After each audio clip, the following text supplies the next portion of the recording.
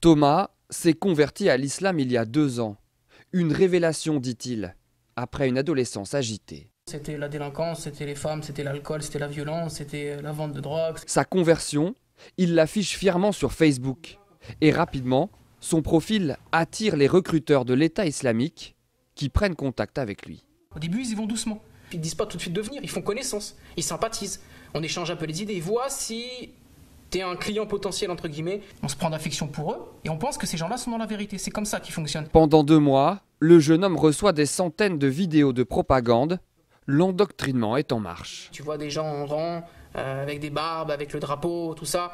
Ça a de la gueule, ça a du charisme en fait. Tu te vois dans ta petite chambre, en France, dans ton petit patelin ou dans ta petite ville, et tu te dis, je suis loin de ces gens-là, j'aimerais leur ressembler. Les images qu'il visionne sont de plus en plus violentes.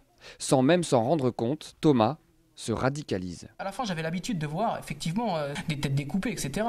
Parce qu'ils ont établi ça comme quelque chose de normal. J'étais un converti naïf, fragile, paumé. Finalement, grâce aux fidèles de sa mosquée, il prend conscience de sa dérive.